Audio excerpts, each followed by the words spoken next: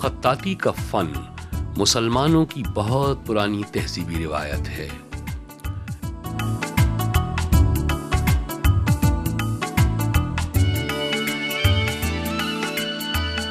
اسلام میں تصویر کشی اور مصوری کی ممانعت کے باعث مسلمانوں نے مصوری کی بجائے فن خطاطی میں کمال حاصل کیا اور اس میں جدتیں پیدا کی۔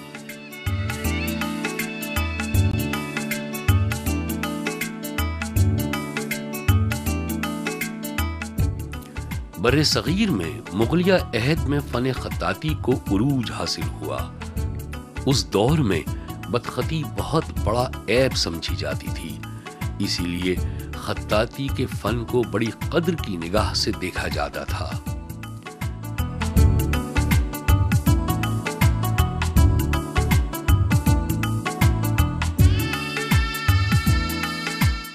شاہی خاندان کے افراد کو خطاطی کا فن لازماً سیکھنا پڑتا تھا۔ سلطنت مغلیہ کے زوال کے بعد فن خطاطی کو بھی زوال کا منہ دیکھنا پڑا۔ جدید دور میں اس فن پر بڑے بڑے آرٹسٹوں کی اجارہ داری ہے۔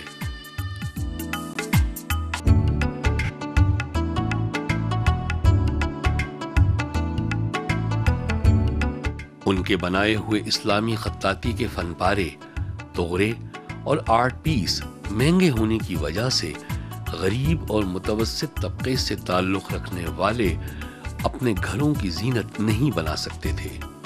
اس لیے متوسط طبقے سے تعلق رکھنے والے آرٹسٹ نعیم احمد نے اس فن کی بقا اور ترویج کے ساتھ ساتھ غریب اور متوسط گھرانوں تک اس خوبصورت فن کو پہنچانے کے لیے ایک نئی راہ اختیار کی۔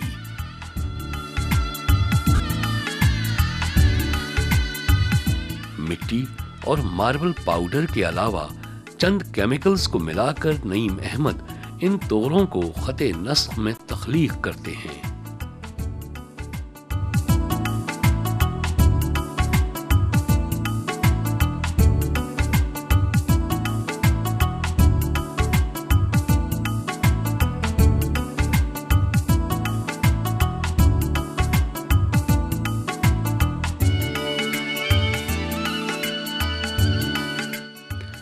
خط نسخ میں حروف ایک دوسرے میں اس طرح ملا کر لکھے جاتے ہیں کہ ایک مزین نمونہ بن جاتا ہے۔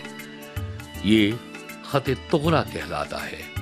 اس کی خصوصیت یہ ہے کہ اس طریقے سے مختلف نمونے بنائے جا سکتے ہیں۔ اس فن کو اسلامی کیلیگرافک ریلیف آرٹ کا نام دیا جا رہا ہے۔ یہ طغرے تیار کرنے کے لیے سب سے پہلے ذہن میں آنے والے خیال کو پینسل کی مدد سے کاغذ پر منتقل کیا جاتا ہے۔ پھر اس اسکیچ کا مٹی سے ایک سیمپل تیار کیا جاتا ہے۔ اس پر ہر لحاظ سے غور و فکر کرنے کے بعد اسے ماسٹر سیمپل کے لیے ڈائی یا مولڈ بنانے کے لیے بھیج دیا جاتا ہے۔ اس ڈائی یا مولڈ کے لیے ماڈلنگ کلے استعمال کی جاتی ہے۔ سیمپل سے ڈائی بنانے کے عمل میں 10 سے 15 دن کا عرصہ لگ جاتا ہے۔ ڈائی تیار ہو کر ورک شاپ میں آتی ہے تو یہاں موجود ہنرمند طغرے بنانے کے لیے مٹیریل تیار کرنا شروع کرتے ہیں۔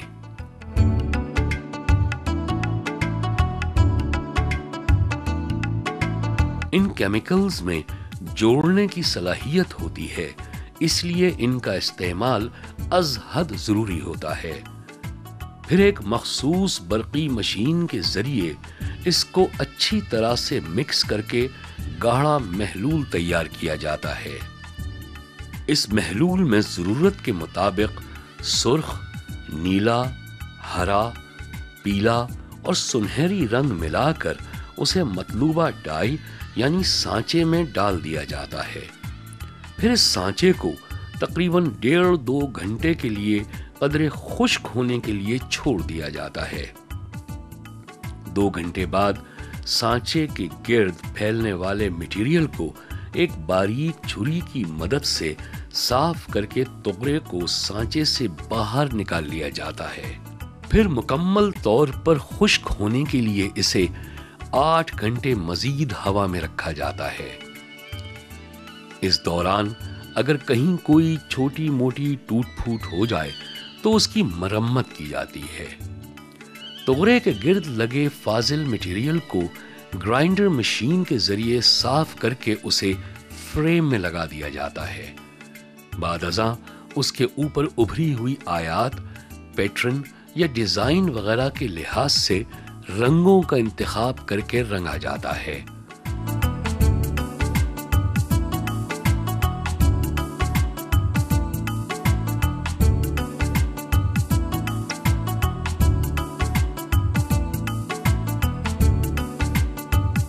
ان فن پاروں کو رنگنے کے لیے وہی رنگ استعمال کیا جاتا ہے جو عموماً گاڑیوں اور فرنیچر وغیرہ کے لیے استعمال ہوتا ہے۔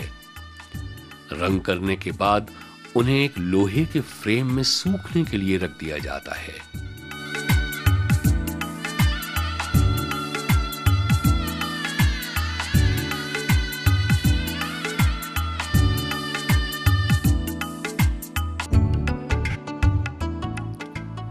اس کے بعد ان تغروں کو خاص بنوائے گئے ڈبوں میں پیک کر کے مارکیٹنگ کے لیے رکھ دیتے ہیں۔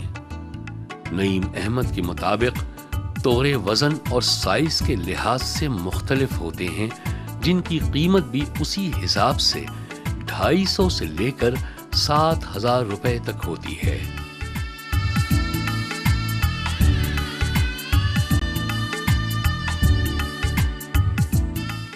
ان کے ڈیزائن، شیپس اور پیٹرن بھی ایک دوسرے سے بالکل الگ ہوتے ہیں۔ مثلاً اللہ جل شانہ کے اسماء مبارکہ کے تغرے کو اس طرح بنایا گیا ہے کہ جیسے انسانی دل کو چیرتے ہوئے لفظ اللہ نکل رہا ہے، اور بقیہ حصے میں 99 اسماء مبارکہ نقش کیے گئے ہیں۔ سورہ رحمان کی مختلف آیات کو بہت ہی منفرد انداز میں پیش کیا گیا ہے، جن میں فَبِأَيِّ آلَاءِ رَبِّكُمَا تُكَذِّبَانِ کو ایک جگہ برگد کے قدیم درخت کے تنہے کی طرح بنے تغرے میں لکھا گیا۔